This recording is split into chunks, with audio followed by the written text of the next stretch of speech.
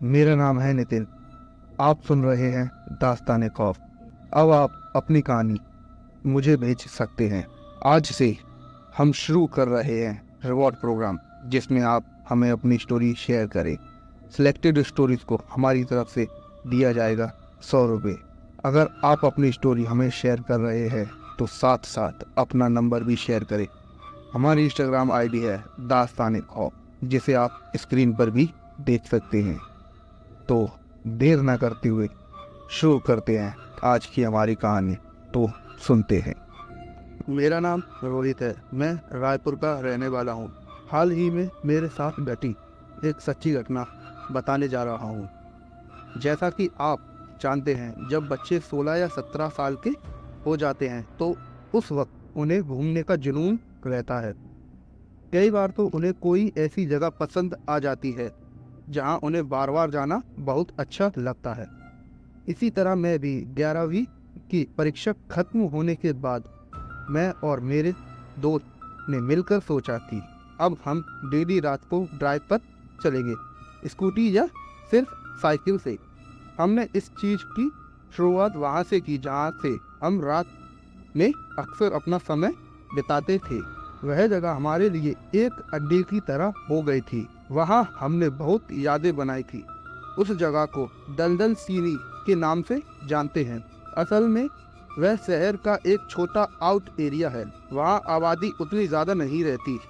वहाँ चारों ओर की जगह पेड़ों से घिरी हुई है। अक्सर चहल पहल भी कम रहती है।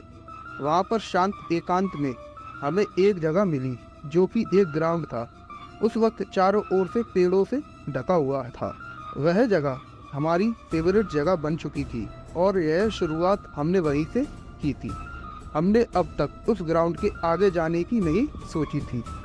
हमें नहीं मालूम था कि उस ग्राउंड से आगे की रोड और वहां तक जाती है। बस यही देखने के लिए हमने यह प्लान किया। हम स्कूटी से उस ठंडे एकांत रोड पर आगे की ओर बढ़ते चले गए। हमें नहीं मालूम था कि ये रास्ता कहाँ जाता है। रास्ते में चलते चलते हमने बहुत बार गौर किया कि रोड एकदम खाली है, पर कोई ना कोई बहुत तेजी से दौड़ते हुए जा रहा है।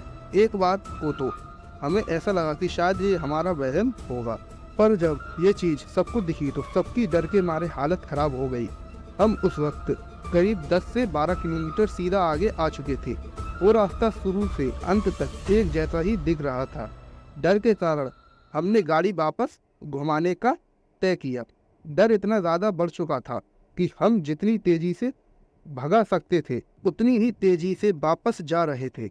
उस वक्त भी हमें ये चीज़ें बार बार दिखने लगी जो कि एक कुत्ते के आकार की थी। वो ठीक कुत्ते की तरह ही हमें घूम भी रही थी। फर्क सिर्फ इतना था कि उनका आकार तो कुत्ते जैसा था, लेकिन रफ्तार में बिल्कुल इंसान को देखने में एक राक्षस टाइप। सच कहूँ तो कई बार उन्होंने हमारा रास्ता रोकने की कोशिश की, लेकिन मन में डर इतना था कि हम ब्रेक लगा ही नहीं पा रहे थे। आखिरकार हमें जैसे ही अपना ग्राउंड नजर आया तब जाकर कहीं हमारी सांस में सांस आई। लेकिन हमें नहीं मालूम था जिस चीज को हम राहत समझ रहे थे, असल में दर्द तो वही था। हम सब ने गाड़ी रोक थोड़ा आराम करने का सोचा। हम सब सोच ही रहे थे कि अभी हम सब ने क्या देखा था। ऊपर वाले का बार बार शुक्र अदा कर रहे थे कि आज हम सारे बच गए। हम सब आपस में बात कर ही रहे थे। हमारे ग्राउंड के पीछे जो जगह है वह सारी पेड़ों से ढकी हुई थी। हमें ठीक वहां से अजीब सी बात सुनाई दी। हम समझ चुके थे कि वह बला अभी तक नहीं टली, बल्कि अब और भयानक होने वाली है। हमने जल्दी से अपनी स्कूटी स्टार्ट की, मगर वह स्टार्ट नहीं हो रही थी। उस ग्राउंड से हमारी सिटी कम से कम 4 किलोमीटर दूर थी और वहां से अंदर आते आते वो रोड एकदम शांत हो जाता था। जैसा कि मैंने आपको शुरू में बताया था कि वह जगह एकदम शांत थी। बाकी वह रोड जैसे ही स्टार्ट होती है तो इस ग्राउंड में आने के लिए शुरुआत में 3-4 रास्ते इधर उधर खुलते हैं, लेकिन वहां तक अकेले जा पाना हमारे बस की नहीं थी। उसी वक्त मेरे एक दोस्त ने कहा कि छोड़ो यह सब और चलो यहाँ से, चलो भागते हैं। हमने ठीक वही किया। हम भागते चले गए इस उम्मीद में कि रास्ते में शायद कोई तो मददगार मिल जाएगा। हम सब करीब 2.5 किलोमीटर आगे तक पहुंच चुके थे। वो तो हमारी किस्मत अच्छी थी कि हमें रास्ते में एक ऑटो वाला मिला जो कि वहीं पास में खेतों से सब्जी ले जा रहा था। हमने उन्हें अपने साथ बीती हर बात बताई। उन्होंने हमें मेन सिटी तक छोड़ा और फ़ोन करके हमारे घर वालों को भी बुलाया। हमारी स्कूटी वहीं छूट चुकी थी, इसलिए उस स्कूटी को वापस लाने के लिए हम एक अपार्टमेंट के एक अंकल के साथ गए। रास्ते में चलते वक्त अंकल ने हमें बताया कि इस ग्राउंड के ठीक दूसरी तरफ एक कब्रिस्तान है जो कि कई सालों से बंद पड़ा है। शहर से बाहर होने के कारण यहाँ 5 सालों से कोई नहीं दफनाया गया।